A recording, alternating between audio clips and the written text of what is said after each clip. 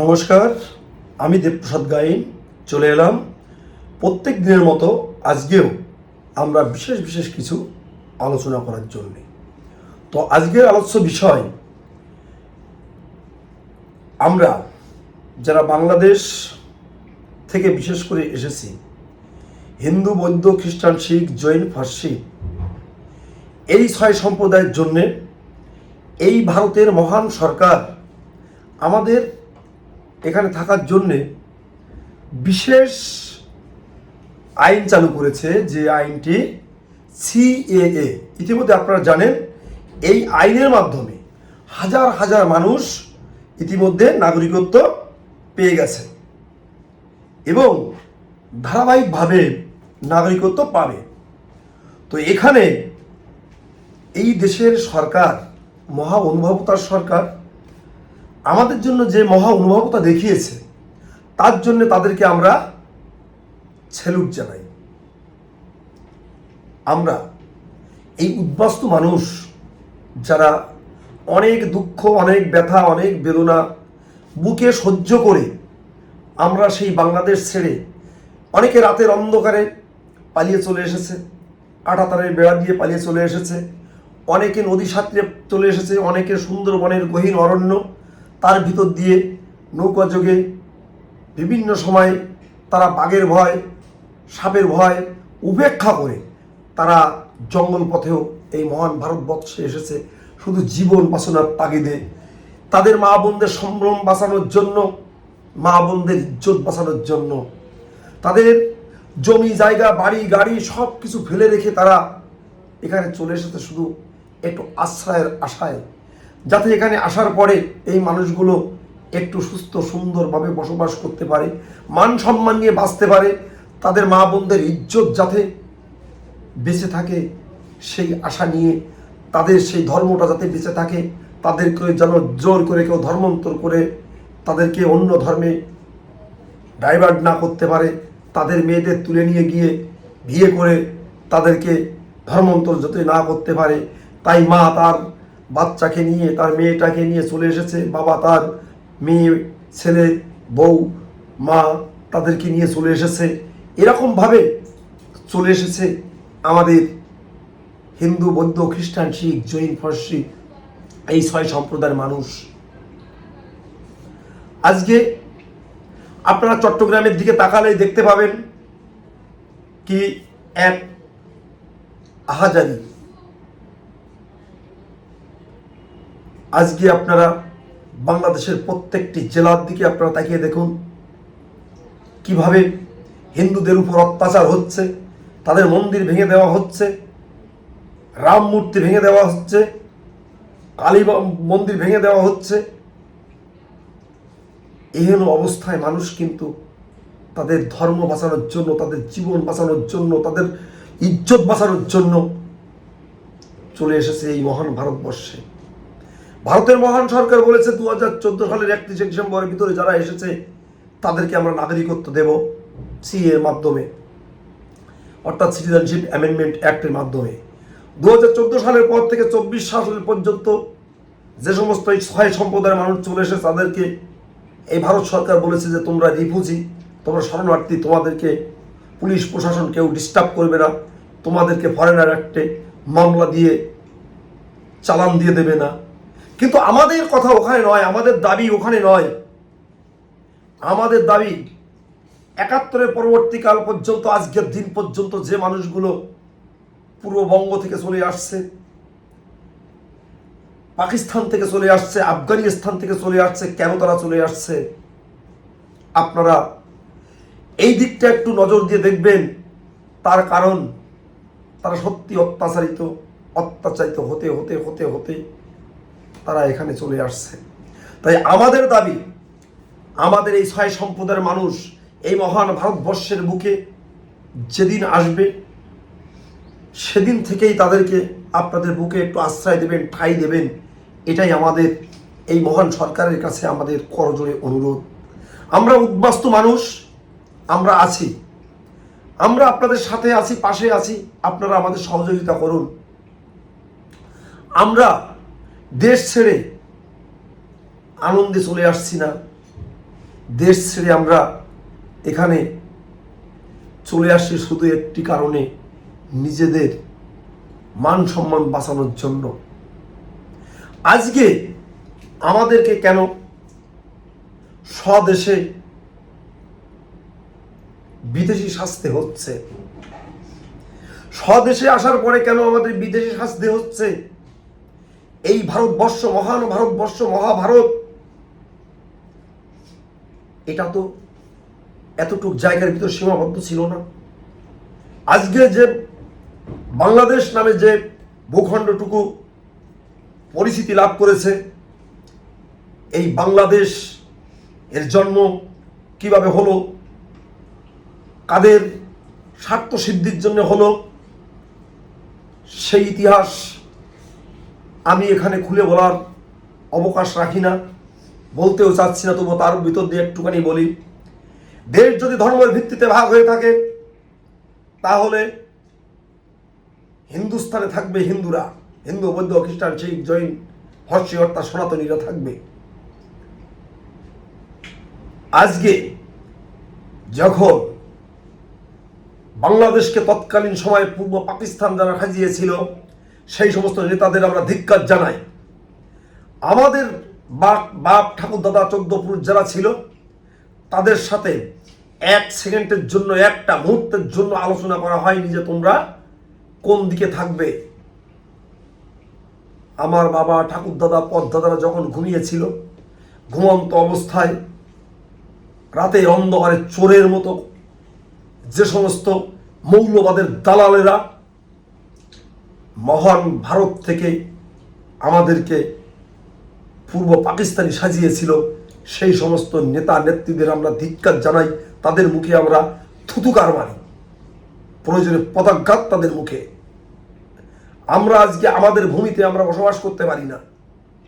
আমাদেরকে কখনো পূর্ব পাকিস্তানি, কখনো বাংলাদেশি, আবার সেখানে থাকার পর আমাদের মা বোনদের উপর পাশবিক অত্যাচার, নির্যাতন, আমাদের ধর্মীয় আচরণ আমরা করতে পারি না। আমাদের মন্দির ভেঙে দেওয়া হয়, গুড়িয়ে দেওয়া হয় আমাদের প্রতিমা। কোথায় থাকে তখন আপনাদের বিবেক? কোথায় সেই নেতারা যারা আমাদেরকে পূর্ব পাকিস্তানি সাজিয়েছিল? আজকে আমাদের বক্তব্য একটাই, আমরা এখানে প্রত্যেক দিন আমি বলি, যদি আমাদের দেশে আপনারা ভাগ করেছেন, যে স্বার্থেই করেছেন আপনারাই জানেন। বাংলাদেশে আমাদের নির্দিষ্ট ভূখণ্ড ছিল, হিন্দুদের থাকার প্রত্যেকের জায়গা ছিল, জমি ছিল, আজও আছে, অনেকে ফেলে রেখে এসেছে। আমাদের সেখানে বসবাসের উপযোগী করে দিন। প্রয়োজনে কয়েকটি জেলা আমাদের হিন্দুদের জন্য আপনারা যেভাবে আপনারা ভাগ করেছিলেন, সেভাবেই আপনারা দখল করে আপনারা সীমানা দিয়ে দিন। আমরা ছাপোষা মানুষ, আমরা হিংসা বিদ্বেষ চাই না, আমরা যুদ্ধ চাই না, আমরা শান্তি চাই। আমাদেরকে আমাদের ভূখণ্ড ভাগ করে থাকার পরিবেশ করে দিন। আমরা আমাদের মন্দির নিয়ে থাকবো, আমাদের ঠাকুর দেবতা নিয়ে থাকবো, আমরা আমাদের মতো আমরা পুজো অর্চনা নিয়ে আমরা থাকবো। এই দায়িত্ব আপনাদের পরেই বর্তায়, কারণ আপনারাই আপনাদের স্বার্থে আমাদেরকে পূর্ব পাকিস্তানি সাজিয়েছিলেন। আজকে আমরা বাংলাদেশ ছেড়ে এসে এখানে নিজেরা দাঁড়ানোর জায়গা পাই না, ঘুমানোর জায়গা নেই, শোয়ার জায়গা নেই, এখানে এক কাটা জায়গা কিনতে গেলে 5 লাখ 10 লাখ, নিজেদের জায়গা জমি বিক্রি করে আনারও পরিবেশ নেই, পরিস্থিতি নেই। খাবো কি, থাকবো কোথায়? এমতো অবস্থায় যদি পুলিশ প্রশাসন আমাদের এই সনাতনী উদ্বাস্তুদের যদি অ্যারেস্ট করে, তাদেরকে যদি আবার পুশব্যাক করে বাংলাদেশে পাঠিয়ে যায় যে তুমি 2024 সালে পরে এসেছো, এটা কিন্তু আমরা কোনো প্রকারেই সমর্থন করি না। এদেরকে যদি আপনারা তাড়িয়ে দিতে চান, আমরা বুক পেতে দাঁড়িয়ে থাকবো। প্রয়োজনে আমাদের বুকের উপরে আপনারা গুলি চালাবেন, তাও আমরা বলবো। আমাদের উদ্বাস্তু সনাতনী হিন্দু ভাইয়েরা যারা আজকেও এসেছে, তাদেরকেও যেন পুলিশ প্রশাসন কোনো প্রকারে ডিস্টার্ব না করে, তাদেরকে যেন অ্যারেস্ট না করে। আর আমার সনাতনী ভাই বোন যারা আছে, আমার মা বাবা দাদা কাকা, প্রত্যেকের বলবো, যদি আমাদের কোনো হিন্দু ভাই বোন 2024 সালে পরে এসেছে, যদি কোনো পুলিশ প্রশাসন ডিস্টার্ব করে, অ্যারেস্ট করে, আপনারা কেউ ঘরে বসে থাকবেন না, আপনারা সেই থানায় চলে যাবেন। প্রয়োজনে আমাদের ডাকবেন, আমরা যাব, তাদের সাথে প্রয়োজনে আমাদের ধরে চালান দিয়ে দিই, তাতেও আমাদের কিছু যায় আসে না। কারণ আমাদের একজন সনাতনী হিন্দু মানুষের স্বার্থ যতদিন পর্যন্ত সিদ্ধি না হবে, ততদিন পর্যন্ত এই উদ্বাস্তু মানুষের পাশে থেকে আমরা লড়াই সংগ্রাম করব। এই দেশের মহান সরকার যেভাবে আমাদেরকে এখানে থাকার একটা বন্দোবস্ত করে দিয়েছে, এই সরকারের কাছে আমরা প্রত্যেক দিন নতজানু হয়ে করজোড়ে বলি, আমাদের হিন্দু বৌদ্ধ খ্রিস্টান শিখ জৈন ফর্সি যে সমস্ত মানুষগুলো অনেক অত্যাচারিত হয়ে বাড়ি গাড়ি সব কিছু ফেলে রেখে এখানে চলে এসেছে, আপনাদের বুকে, আপনাদের এই মহান দেশে আমাদের একটু থাকার জায়গা করে দিন, ব্যবস্থা করুন। অনেক করেছেন আমাদের জন্যে, শুধু আর একটুখানি সেটা করতে হবে যে আমার এই সনাতনী ভাইয়েরা, এই উদ্বাস্তু মানুষরা যখনই এই দেশে আসবে, তখন আপনাদের বুকে আপনাদের ঠাঁই দেবেন। অনেকেই আপনারা বলেন যে বাংলাদেশ থেকে এসেছে, কেন তোমাদের থাকতে দেবো, আমাদের চাকরি বাকরি পাই না। দেশটা শুধু আপনাদের নয়, আপনাদের বাপ ঠাকুরদাদের, তৎকালীন কংগ্রেসি নেতাদের নির্বুদ্ধির পরিচয়ে আজকে আমাদের মতো হিন্দুরা প্রত্যেক দিন প্রত্যেকটা মুহূর্ত মৃত্যুর স্বাদ গ্রহণ করতে হয়, আর প্রত্যেকটা দিন প্রত্যেকটা সময় মা বোনদের ইজ্জত তাদের হাতে তুলে দিতে হয়। এর জন্য দায়ীকে প্রশ্ন রইল আপনাদের কাছেও, আপনারা কি বলেন আমাদের বাঙাল কাঙাল আঙাল, আমরা কিন্তু আপনারা যেগুলো বলেন আমরা হজম করি, কারণ হজম আমাদের করতে হচ্ছে ঠেকায় পড়ে। আমাদের স্বভূমিতে যারা আমাদের পরদেশী করে দিয়েছে, সেই সমস্ত মানুষগুলোকে আমরা যদি সামনে পেতাম, তাহলে তাদের গলার টুটি চেপে ধরে আমরা জিজ্ঞাসা করতাম যে আমাদের এই বাপ ঠাকুর দাদা, এই হিন্দু সম্প্রদায়ের মানুষগুলোকে আপনারা কেন ওই পূর্ব পাকিস্তানে ঢুকিয়ে দিয়ে আজকে এই যন্ত্রণাদায়ক ফাঁদে ফেলে প্রত্যেক দিন আমাদেরকে নিষ্পেষিত করছেন। তারা তো মরে সবাই স্বর্গে গেছে না, নরকে রয়েছে। স্বর্গে থাকার মতো তাদের জায়গা নেই, তাদের নরকের থেকেও যদি কোনো জায়গা থাকে, আমরা বলবো, আমরা প্রার্থনা করব তাদের সেই রকম জায়গায় যেন রাখে। পরবর্তী ওদের যদি জন্ম অন্তর বলে কিছু থাকে, ওরা যেন সর্বনিম্ন স্তরের কীট হয়ে এই পৃথিবীতে জন্মগ্রহণ করে, এটাই আমরা আশা করব।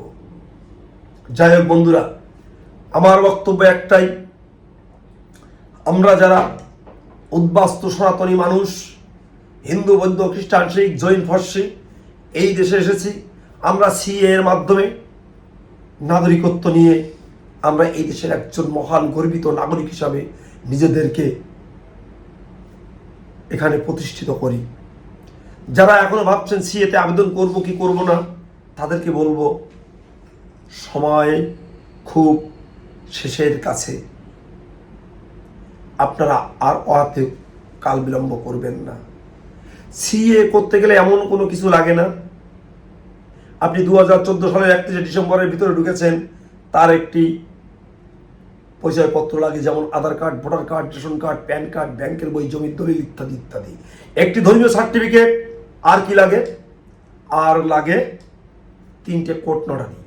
বাংলাদেশ থেকে কি লাগবে? বাংলাদেশ থেকে হয় আপনার নিজের, তা নাহলে আপনার বাবা, ঠাকুর দাদা, পদদাদা, মা, মায়ের মা, মায়ের বাবা, এদের যে কোনো একটি ডকুমেন্টস। এমন হতে পারে তাদের বার্থ সার্টিফিকেট, তাদের স্কুল সার্টিফিকেট, তাদের জমির দলিল, জমির পর্চা ইত্যাদি ইত্যাদি। তাই আপনারা এই পশ্চিমবঙ্গের যে কোনো জেলা থেকে আপনারা যদি আমার এই প্রতিবেদন শোনেন, আপনাদের বলবো আপনারা আমাদের সাথে যোগাযোগ করবেন। আমরা আপনাদের সিএতে পড়ার সার্বিক সহযোগিতা করব। আপনার জেলার কোথায় কোন জায়গায় সিএতে আবেদন করছে, আমি আপনাদের সেই যোগাযোগটুকু করে দেব। যদি সেখানে নাও করতে পারেন, আমাদের সাথে যোগাযোগ করবেন, আমাদের কাছে চলে আসবেন, আমরা আপনাদের সিএতে আবেদন করার সার্বিক সহযোগিতা করব। শুধু পশ্চিমবঙ্গের জেলাগুলোতে নয়, ভারতবর্ষের যে কোনো রাজ্যে আমার উদ্বাস্তু মানুষ যদি আমার এই কথাগুলো শুনে থাকেন, বাঙালি ভাইয়েরা, বোনেরা, মায়েরা, আপনারা আমার সাথে যোগাযোগ করবেন। হতে পারে উড়িষ্যা, হতে পারে মহারাষ্ট্র, হতে পারে গুজরাট, হতে পারে বিহার, হতে পারে আন্দামান, যেখানেই থাকুন না কেন, যে জায়গায় আপনারা থাকুন না কেন, যোগাযোগ করবেন। আমরা অবশ্যই আপনাদের সিএএ করার সার্বিক সহযোগিতা করব। তো বন্ধুরা, তোমরা যারা শহর বন্দর গ্রামগঞ্জে প্রত্যেক দিন আমার প্রতিবেদন শোনো, তোমাদেরকে বলবো চ্যানেলটিকে সাবস্ক্রাইব করে দেশ ও দেশের বাইরের লোককে দেখার সুযোগ করে দিও, এবং তোমরা শেয়ার করবে, চ্যানেলটিকে সাবস্ক্রাইব করবে, যাতে আমাদের এই প্ল্যাটফর্মটা একটু বড় হয়, আমরা একে অপরের সাথে গেঁথে থাকতে পারি, লড়াইয়ের ময়দানে একসাথে যাতে আমরা কাঁধে কাঁধ মিলিয়ে চলতে পারি। এই জন্য আমাদের প্ল্যাটফর্ম বড় হওয়া দরকার। তা নাহলে কিন্তু কোনো প্রকারে আমরা এই উদ্বস্ত মানুষরা নিজেদের স্বার্থ রক্ষা করতে পারবো না। সারা জীবন আপনি কিন্তু আঙাল বাঙাল কাঙাল এই গাল নিয়ে আপনাদের কিন্তু থাকতে হবে। তাই পরিশেষে সবাইকে বলি, আমার ফোন নাম্বার 9804682324। সবাই ভালো থাকবেন, সুস্থ থাকবেন, এই কামনায় আজকের মতো আমার বক্তব্য শেষ করব। আমার বয়োজ্যেষ্ঠ গুরুজনদের চরণে রইল আমার শতকোটি প্রণাম।